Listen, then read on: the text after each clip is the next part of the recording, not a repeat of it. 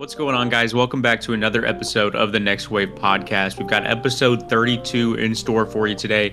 I'm one of your hosts, Blake Zanny Janney, joined by my co-host, Dak D. Woody Woodall. Got a little bit of COD to talk about today, and then we're coming back with another Pick 10 segment for you guys. We really enjoyed it, so we hope you do as well, and we're going to keep doing it. And then we're going to round it off with our segment, Pick and Ban. So make sure to stay tuned for episode 32. Let's get right into it.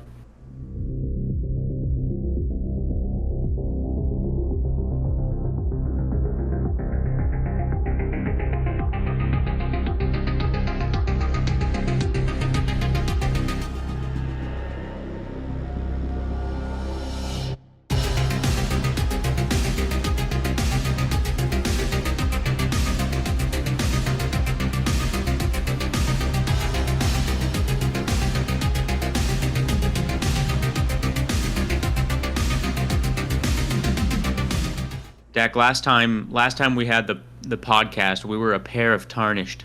Yeah. Now we are not no more. You are Elden Lord. I am an Elden Lord, reigning over my land into the age of the fracture. I'm on the Elden Beast, but I think I'm gonna do the other Remembrance bosses before I do it, just to see if I get any different endings or whatever. Yeah. But yeah, you were live for 45 minutes last night? Yeah. The entire battle was over the span of 2 days. I'd go in, try 20 times, fail, go do something else, come back and do it again. So, much longer battle, but I could feel that I was getting close. And I was like, let me figure out my stream settings, pop the stream on. And I did it. And we did it. We beat the Elden Beast in about 45 minutes. And it was great. And on that run... Change? Yeah, there's been a lot of build changes. So the whole entire run, I was Rivers of Blood, dual-wield katanas. I went back to that after I beat the Elden Beast because I'm going to go beat Millennia with it. But I switched to great swords. I switched to curved swords. I was trying all kinds of stuff. Magic. Yeah. And the build I ended up doing it with was that Dark Moonblade greatsword, whatever it's called. Yeah. Sick build, really good stagger damage. You can shoot at range with it. And I no-hit Radigan on the winning run. So he didn't even touch me first phase. And then second phase was intense. It was insane. So yeah, that was good. Yeah. I'm glad you streamed it right before that was as well. Big dopamine spike right there. But now I got to muster up the energy and the courage to go do it again and fight Millennia. So how many Remembrance bosses do you have left? You have Millennia. You did Placidus Axe, right? Yeah, I don't know who else I would have. I think there's a dragon that starts with an F too, I think, that you have to kill. Yeah, I've killed every one of those dragons except for one of them. I think he's in Deep Roots, underground. Okay. Yeah. Yeah, that's the only one that I have left. Right? Yeah. And you did the spirit, ancestral spirit, and you did the big weird Estelle. Yeah. So yeah, I think that's all you have left. I was looking at a list of all of them earlier today. So sweet. I've got obviously Elden Beast, but aside from that, I've got Millennia, the ancestral spirit, and both dragons. I think is what I have to kill. Okay. Yeah. Then. So got some work to do. The hard part is just gonna be Placidus Axe is kind of hard. The big ass dragon. Yeah, once you get used to his moveset, I feel like, though. Yeah, there's just a late phase move that he does where each head shoots laser beams randomly. I've seen it. Dude, those things melt, bro. It's insane. Those things are nuts. They like one-shot everyone, no matter your vigor or damage negation. It doesn't matter. Bro. Yeah, so that was the only issue that I ran into, really. But other than that, we literally traded.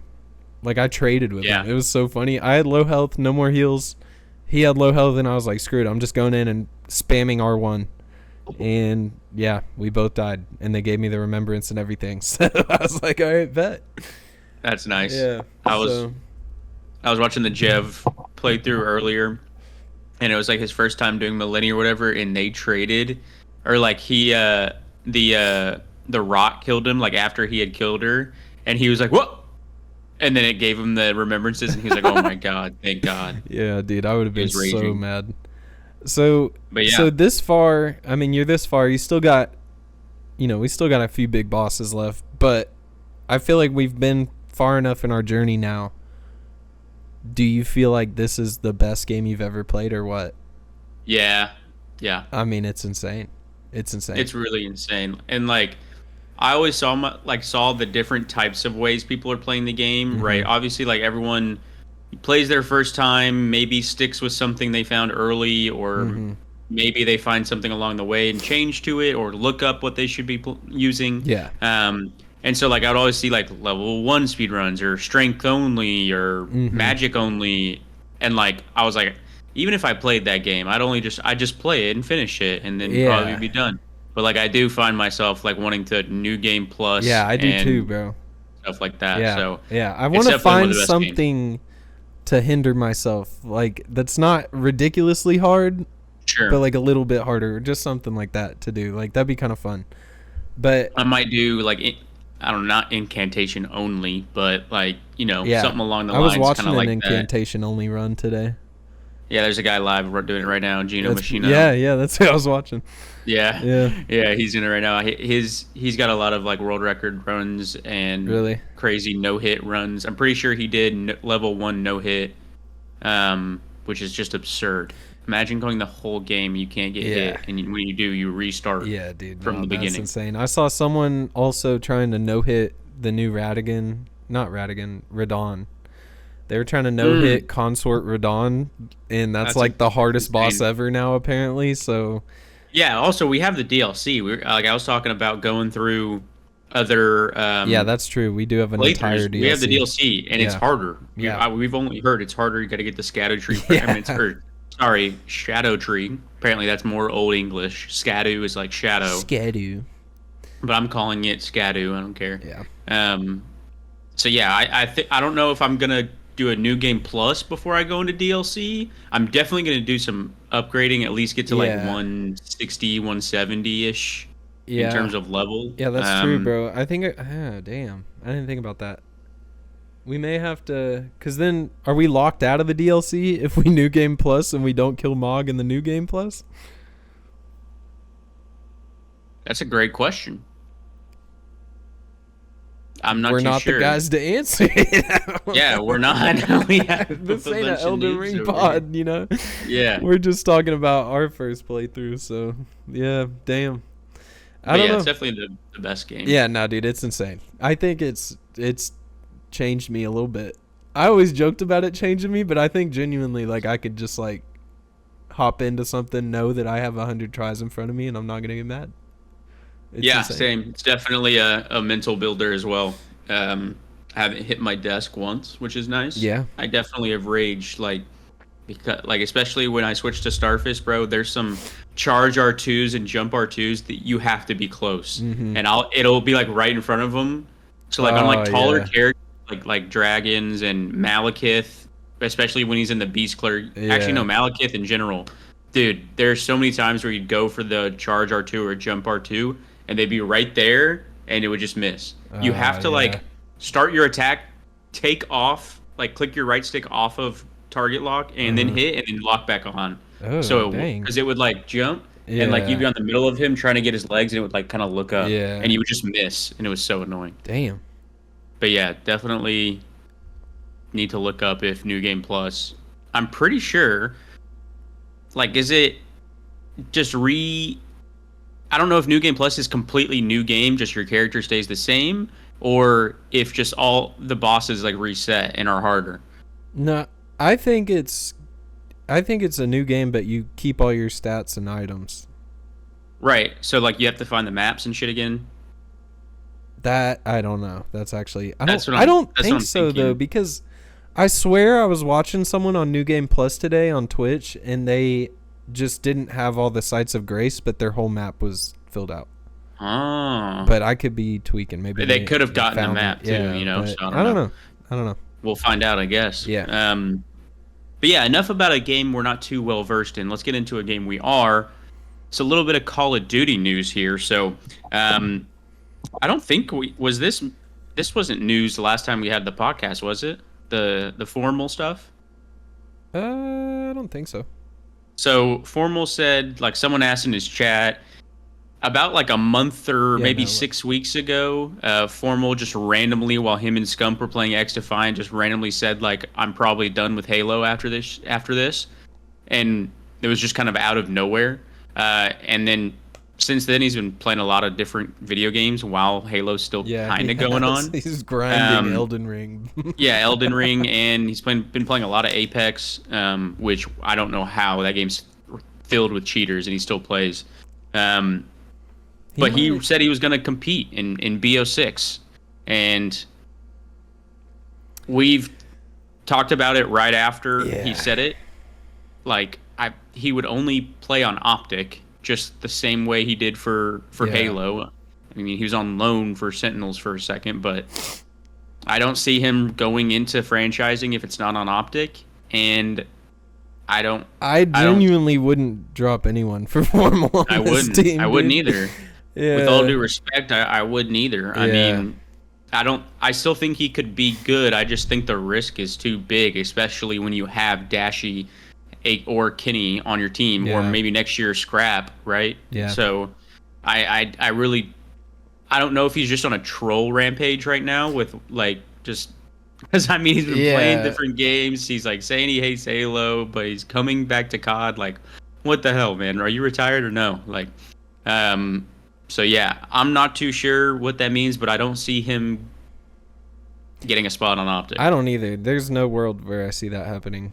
But I mean, I don't know. Who knows what could happen if they get top 12 again? Who knows? People on Reddit were like, "What do y'all think about this? You know, Formal, a Beezy, Shotzi Pred, or something like that." And it's just like, you guys are fucking stupid. And someone said that like they should drop Dashy for Formal next year. And it's just like, dude, you are... Nope. They shouldn't. I don't think he's competing, honestly. Now that we're talking, I mean, it's just like, I don't think so what is he either. going to do? He's not going to play challengers. He's above that, ego-wise. Yeah, he's not playing challengers, no. Yeah, like, I don't see him going and rotting in Seattle or whoever the hell picks him up that wouldn't be Optic. So Exactly. Yeah. Exactly. So the only ones that would for sure pick him up are those bottom 6 teams. Yeah. That, like, need that help, or where main ARs become scarce. I mean, I think he would just be in a Clayster type position, you know? Yeah, where I agree. He's just like bringing good intangibles, but doing just as good as the next AR stat wise, and you know, fighting for champs. I agree. So, but we'll see. Formal not competing in BO6 confirmed. I think you heard it here first. It's not happening. Yeah. He trolled you guys. Yeah. Gotcha. Other BO6 news that kind of came out today, I guess there was some sort of like interview little showcase about Black Ops 6 that happened. It kind of flew under the radar and like Miles the Ross, and was like interviewing with some other Activision person. Mm-hmm. And they confirmed that in the game, Omni movement will not be a setting. So it's going to be in the game regardless. Okay. So so Kenny on the latest game chat had said that like diving and shooting is super broken. If you're holding a hallway and someone does it through the hallway, like you're just dead. Like you are fucking dead. Yeah. And so if Omni movement can't be turned off, I'm assuming shooting and diving can't be turned off either. So this is just going to be a camera game. I can already see it. Yeah, I think so too, just based off what he was saying. And yeah.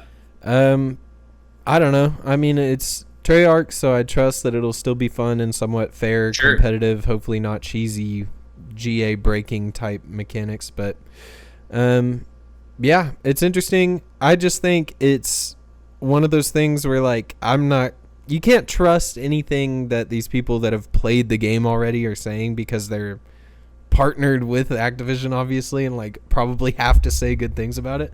But it is Treyarch, and you know, we all trust them. They have a track record that shows that they can make a fun COD, a good COD. So I trust them. But Kenny was like mega hyping it up, and I just feel like it's this early, like in the new movement. I feel like it's got to be cheesy right now. Like they're definitely gonna have to play with it and nerf it, I bet. So I don't know. I feel like he was just gassing it, no matter what he thought about it. Yeah. But I feel like the sprinting side to side is going to be weird. Like, it's going to take me a minute to get used to that. Like, sprinting backwards, left and right, while still looking forward. Yeah, like, but it's weird. I'm kind of excited for some of the plays that may happen. And he was saying you can like dive backwards down the stairs and shoot back up the stairs like on some fucking super soldier shit. Like that's gonna be lit, that's gonna be dope. Yeah, I hope there's a you're like getting chased. You're running down a set of stairs. Yeah, bro. Like imagine like imagine Shotzi like pops 2, gets hurt from the third dude. He like jumps backwards off a ledge or some shit and just like beams the third dude. Does trick shotting make a comeback with this new system? Like I hope diving off of roofs and 360 no scope while flat in the air type shit? The helicopter. That'd be pretty sick. Yeah. But in other news in the CDL, Boston Breach released everyone except Snoopy. So they're again, second year in a row putting all their faith in Snoopy. Pentagram actually retires. I'm pretty sure he was obviously getting dropped, but he retired as well after getting dropped, I assume. And they dropped Beans and Priesta. I think for and also a more roster movement is Lens and Gunless are a team of 2. So Accuracy and Standy got dropped. I really think that Priesta could do well on that roster with Gunless and Lens. I think he's won there before, man. Yeah, I think their Gunless and Priesta's play styles match up a little bit well. Priesta has experience more so around the objective and likes to get a little bit more involved than I would say Gunless is. Gunless is more of a power position oriented player, getting on headies and laying down some damage. Right. Not that he can't, but he can do the other things when needed to. So I feel like as long as the person that you pick up alongside Gunless obviously can get some kills and just doesn't play the same exact way like Accuracy and him do, then I see it being a lot better. What kind of fourth do you think they would need? Priesta, Gunless, Lens. I think Vivid would slot back in really well. Bring him back. I like that team. I think Vivid would slot back in really well. Depending on what the other teams do, I could really, it's just an entry sub that's gonna that just does it well. So I can see Nero being good on that roster. Yeah, but Vegas will keep him. They should keep him. I think Vegas should run it back. I agree. Personally, I think Vegas should run it back as well. If they can upgrade from Johnny, I would. But he played really well. I mean, honestly, like he played pretty well. Yeah, and he's young. Like, yeah, I can see him sticking around. I wouldn't be upset if they stuck around with him, but I think they could shop for a little bit better. Yeah, given their almost champs run. Yeah, but I think Geo, Attach, and Nero, solid 3 right there. You just, I mean, I guess if you're Minnesota, you could honestly choose between Beans and Priesta. I think if I was given that option, So this is what I wanted to get into about Beans. Beans is one of those dudes that can get you crazy amount of kills. He has insane talent, but he just has never gotten the results, really. You know, never. It seems not like once. Yeah, it seems like every series he's dropping like a crazy like 1.3 KD type shit. Like they just get blown out. It doesn't matter, you know. Yeah. Now, granted, he has been on the Breach, Boston, both years. Yeah. And one year he had to deal with Awakening and MW2, like just being the biggest kill whore on the planet. This year he had back pain, was on a cane for a little bit. Yeah. So, you know, Beans has been a rocky road. I do think he at times does not play the correct way. I think that he does kill whore a little bit. But when you have players like, let's say Vivid does slot in there, Vivid and Gunless on your team who are playing for the win 100% of the time. Yeah. I think it allows that to open up. I'm honestly, it's hard because like you either pick up Priesta, who's a proven winner and can hold his own, or you pick up Beans, who's going to guarantee you 20 plus every respawn, 25 plus every respawn. So it's kind of a pick your poison, and I don't know. So I don't know what the decision is, but I think Priesta has a lot of places he can slot in, and so does Beans. I think Beans proved himself as a worthy candidate, getting a lot of kills. Now, obviously, like you said, doesn't have the results, so I'm not sure. Yeah, but you know, as far as picking up new talent from challengers, he's always going to do well in challengers. I feel like every time Beans went back to challengers, he was on a top team and playing well. So like, he's got the talent. It's just, I don't know. It depends on how much you weigh in, like his intangibles and his intangibles and like his results thus far in his career. So Yeah, But we that's a got tough champs decision. That's a tough in decision. 4 days. 4 days. 3 days. 4? Starts Friday, I think, right? Because it's only It might 8 start teams. Thursday, bro. Well, are they only going to do 2 matches on Thursday then? Let's see. So CDL Champs schedule starts July 18th. Yeah, so Thursday. Thursday. Damn. Yep. The heck are we doing Thursday? Yeah, what the heck? So Thursday we got, I mean, everyone's playing. All 8 teams are playing. And then Friday they got 4 matches. So that's going to be okay. That's going to be the 2. Sunday is only grand finals at 2. Oh, that okay. makes sense. So Saturday, we're going Saturday. It's going to be freaking lit, bro. Yeah, Saturday's going to be crazy. We have 5 how many matches. 1, 2, 3 let's go. That's big. So we're going to see losers and winners finals on Saturday, I believe, Damn. right? Yeah, I think so. Well, it's probably everyone, yeah. So Saturday wraps up the tourney. This would be grand finals. This would be losers finals, losers semis, winners finals, and maybe and then both winners. Wow. Yeah. Yeah. So we have we got a day winners semifinal, losers semifinal, winners finals, losers finals on Saturday. Insane. So that's going to be lit. Let's fucking go. Of the top 4 teams, who do you think this time off, this couple weeks, has favored the best? Shit. That's a tough question. I mean, I think Ultra is in the same position as Optic, where it's not going to matter until they spawn in because they looked really fucking good last split, and then they get to the tournament and shit the bed against LAG round 1. So, you know, it's just who's going to show up. I think it favored New York the most, to be honest.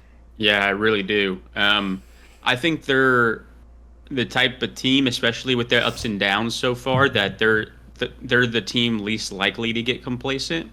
Especially Barrett, because they won. Obviously, every other team is working to beat them after that. I don't think they get complacent. I think they know that, every person that won a major hasn't won another one. Yeah. So I like that. They did it last year. Yeah, that's true.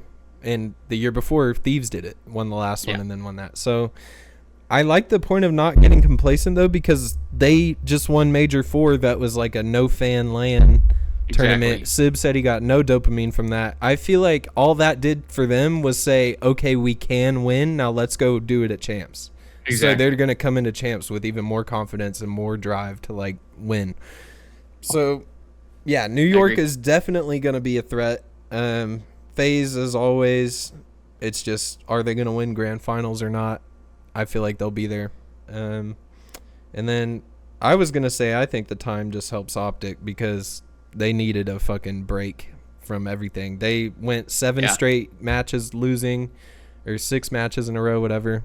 And then they lost to Miami on LAN like the next week. So it's probably nice to have a good reset, have some weeks off, and refresh yourself, get ready for Champs. So we have hopefully Optic comes back better. The process comes out tomorrow. Okay. That'll covering the last tournament and their deep ditch that they're in right now. So I love watching their talks. It looks like. Yeah, I love watching their talks and judging how I think they're gonna do based on their which we heard how they were talking after the Major 3 online split or Major 4 online split. Mm-hmm. We had either like a game chat or a podcast or something. It was those interviews, and we're like, okay, they're locked in, and then they got top 12. So, but I think they just didn't have enough time to even really lock in. Like, you know what I mean? That's hard to turn around and then 4 days later go to a LAN after losing 6 games in a row and completely 180 turning that. So now they got time. I'm confident. Yep. Just make it to Saturday.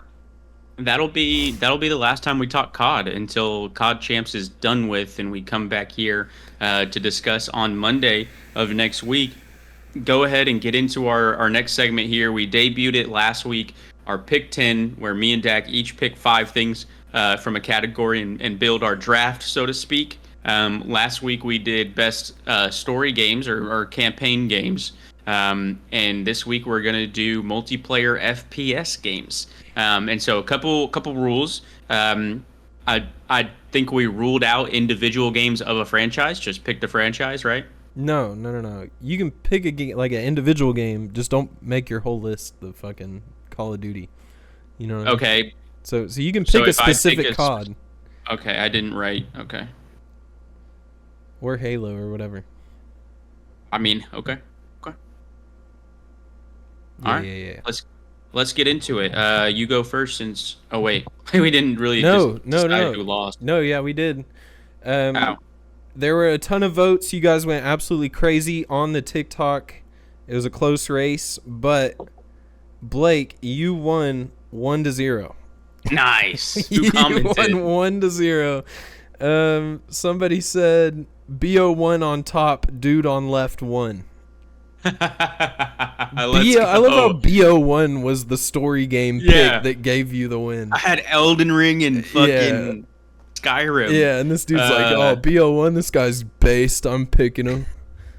What's that guy's name? I don't even know. I X'd out. Okay, well, shout out to that guy. So go ahead, Dak. What's your 1-1? All right, my 1-1. Call of Duty Black Ops 2. Give me that shit. Okay. Give me that shit. Okay. BO2. Boots on the ground. You got all the fan favorite best guns, best maps. It was vibrant. It was a beautiful game, and I'll never forget it. I'll never forget. Fair enough. I think I gotta come back on that one with MW2. Okay. Yep. 2009 MW2 or whatever year it was. Not this bullshit that we just had. So obviously MW2 nostalgia ridden. When you think about Call of Duty, usually either that or Black Ops 2 pops into your head. Yeah. Some very memorable maps, High Rise, Terminal. Definitely a good time in our lives when MW2 was out. Man, for real. All right. I feel like that was an obvious but solid 1-1 from us. Yep. Round 2, though, I got to go Halo 2. Give me Halo 2. Yep. Okay. Now, listen. I wasn't here for its prime. I was too young. I'm a Halo 3 prime kid. That's fine. But I respect its greatness. And since Master Chief Collection has come out, I've played a ton of Halo 2 ranked on there over the years. And that game is just, that is Halo. Like, that game to me is just like Halo, textbook Halo at its peak. It had Heretic is what I call it, because that's what it was called in Halo 3. I forget what the actual name of the map is, but it's the purple circular map that's inside the Covenant ship that everyone loves. Peak 1, Peak 2. Yeah. I think it's called that Imperium, map right? is on Halo 2. That doesn't sound right either, but that is a map. And it had some other iconic maps like Last Resort and some other stuff. So Halo 2, bro, it's so good. The story's great, even though we're not doing stories. It's just solid all around. It's my favorite. Okay. It's my favorite. I'm in between two picks right now, but I'm gonna go ahead and go with the one I think you're not gonna pick. Okay. Or the one I think you would pick. So I'm gonna steal it here. I'm gonna take Halo 3. Okay. So we're going COD Halo, both of us. I really don't think it needs much explaining. Yeah. It's Halo 3. Yeah. Everyone's favorite co-op campaign where everyone found their love. Most people found their love for Halo. Yeah. I feel like the FPS. older generation above us played Halo 2, and like we were just too young. You know, I didn't have the original Xbox, so like I was just too young and not involved enough. And then Halo 3 come in and everyone was on it. So I'm gonna take Halo 3. Yeah. Yeah, and also got to give props for Halo 2 because I think it really, really skyrocketed console esports in general. Yeah, and just FPS. Multiplayer in general. Yeah, so shout out Halo. Great series. People disrespect the fuck out of it just because Infinite sucked at launch.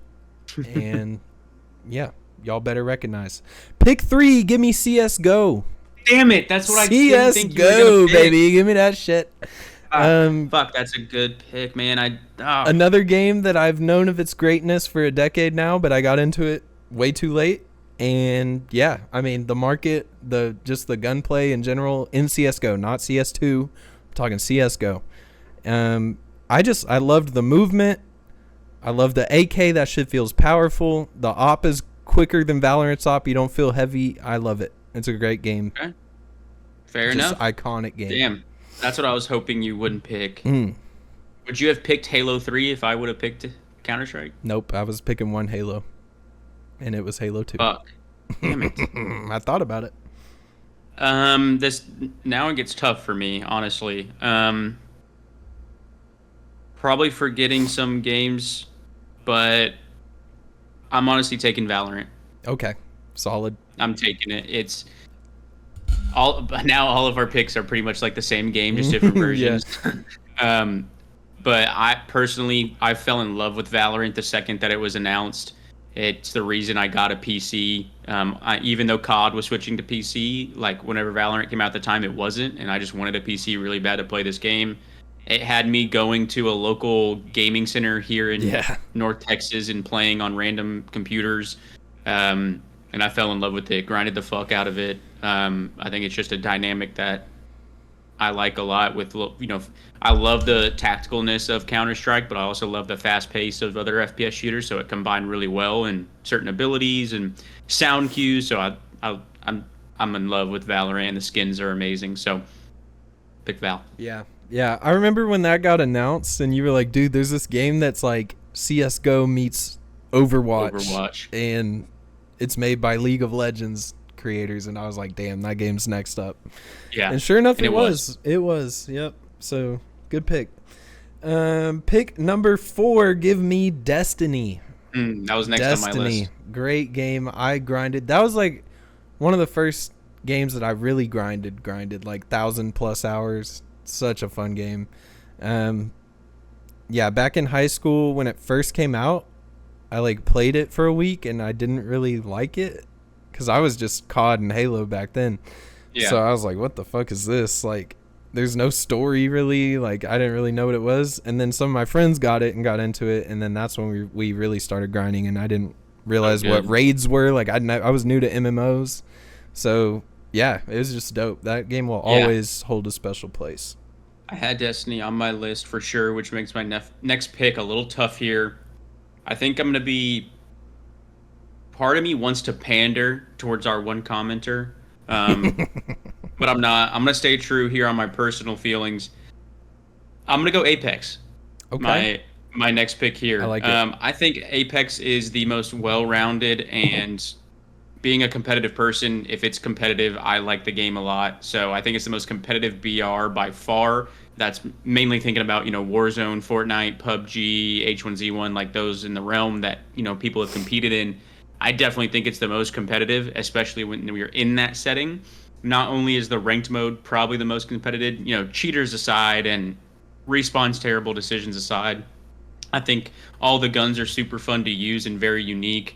I think the lobby size in Party of 3 is just like perfect, and the characters are whenever balanced, and even when they're unbalanced, in a competitive setting, everyone's running the same comp most of the time, and so I love Apex. I think it's definitely the most fun BR to play and the most fun to get good at. So okay, solid pick. I like it. My pick 5, I gotta go with Titanfall. Wow. Okay. Titanfall. This one is strictly off of nostalgia, personal feelings. So, back when I got my Xbox One, there was like nothing out, and that was like the one game that I had that I could actually replay and have fun on. And I just grinded the fuck out of it for like a year. So that was super fun. That's all I think about when I think of like the early days of getting an Xbox One.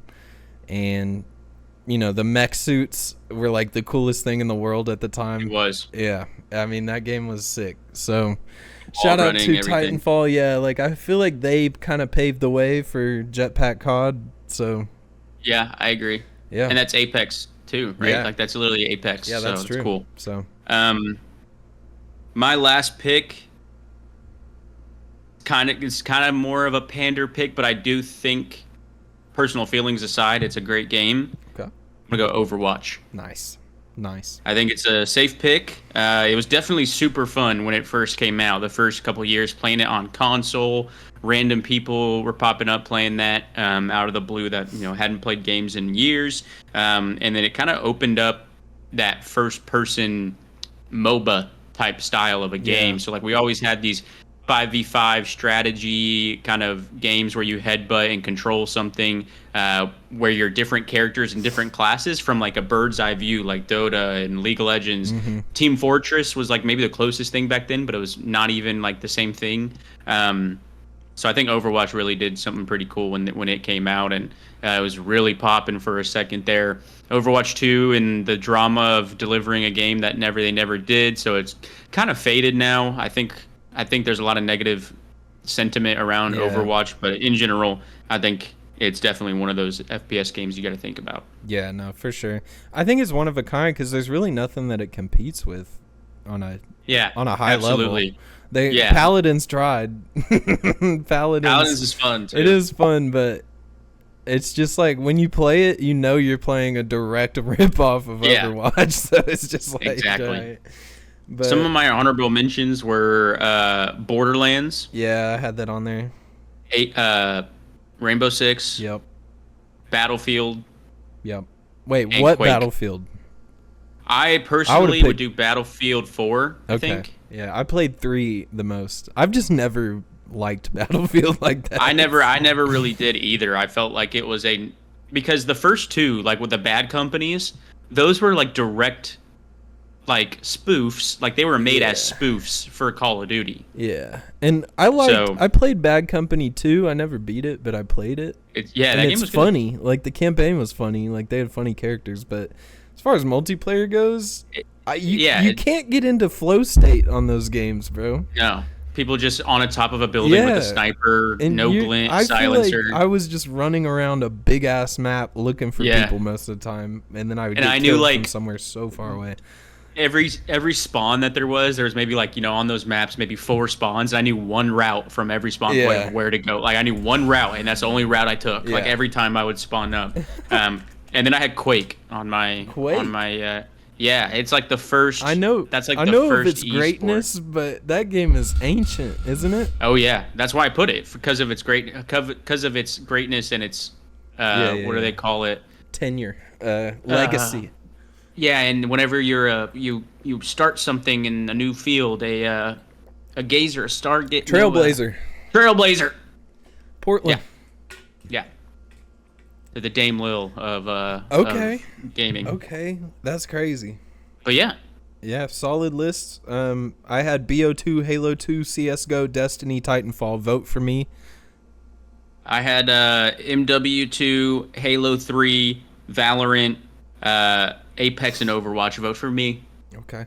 All right. Well, that concludes our Pick 10 segment. I definitely think this is going to be, at least on days where we don't have a shit ton to talk about, we're definitely including these, but I have a lot of fun doing them, so we're probably going to do it a lot going forward. Yes, sir. But let's go ahead and finish off the podcast with our coin segment, Pick and Bans. Welcome back to Pick and Bans, our coin segment where we pick and ban something from our recent lives, whatever it may be.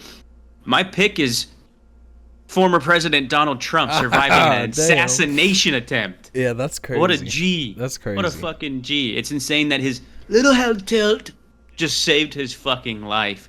Yeah, that's crazy. When I first saw the videos and stuff, like I thought it was like a pellet gun or something. I did because it didn't sound very well. Apparently, I think it was like like a low caliber rifle or something like far that. Away, and that's that why motherfucker can't aim for shit. I know, bro. Okay, listen, I've never shot a sniper rifle, but first off, rest in peace to the 2 people that died. But nonetheless, they grazed Donald Trump and then missed every one of the Secret Service members huddling around him afterwards. So,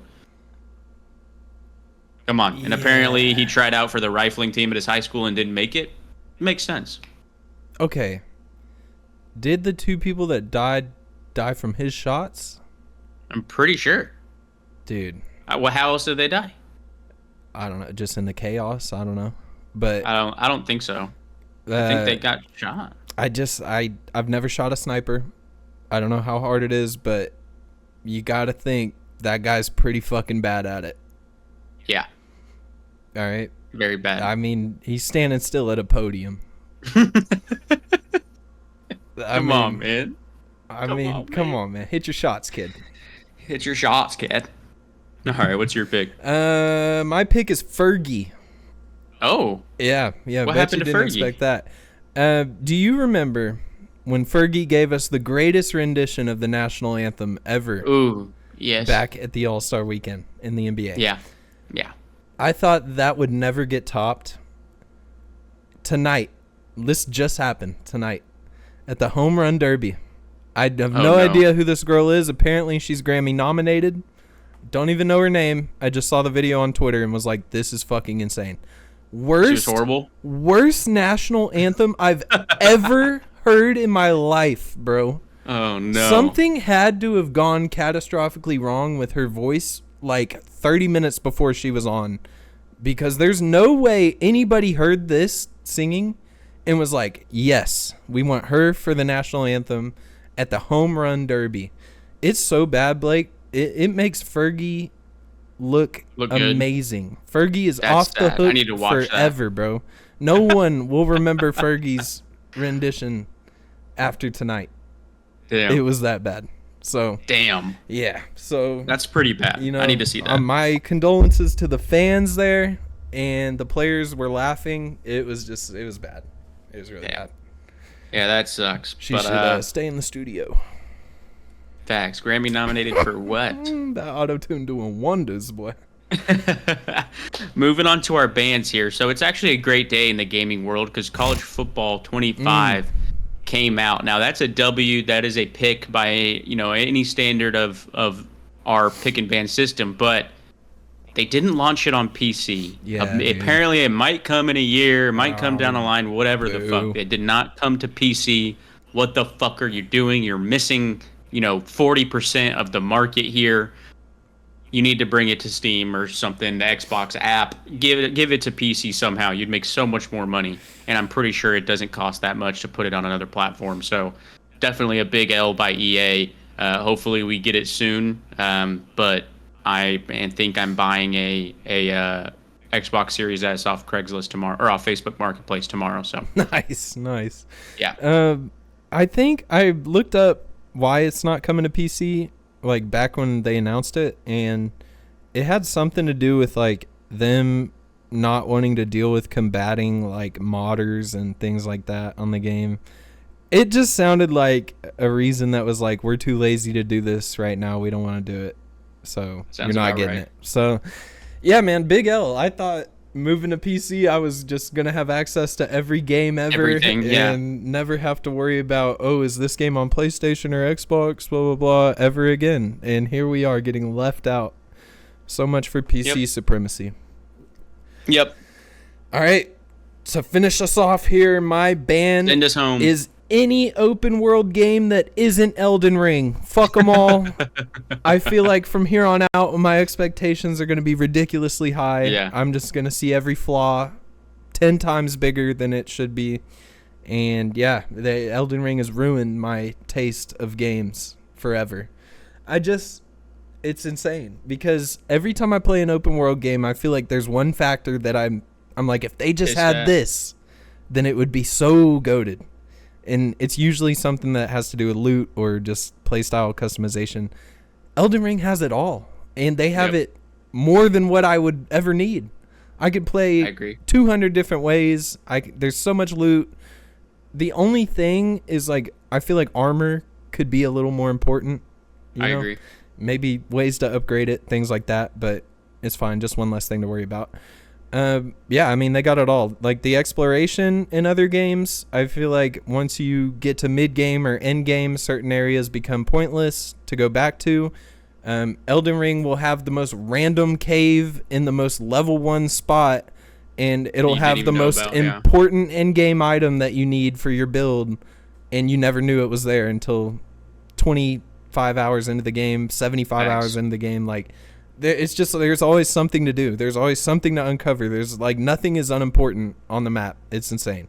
It's if you can't tell, we can't say enough good things about Elden Ring. We're both hopping on as soon as we finish this podcast. So, thank you guys for joining to episode 32. Another pick 10 in the books. Let us know who won, and if you enjoyed watching, make sure to leave a like, comment, and subscribe to help the channel grow. And tune in next week for episode 33 to review COD Champs. See you then.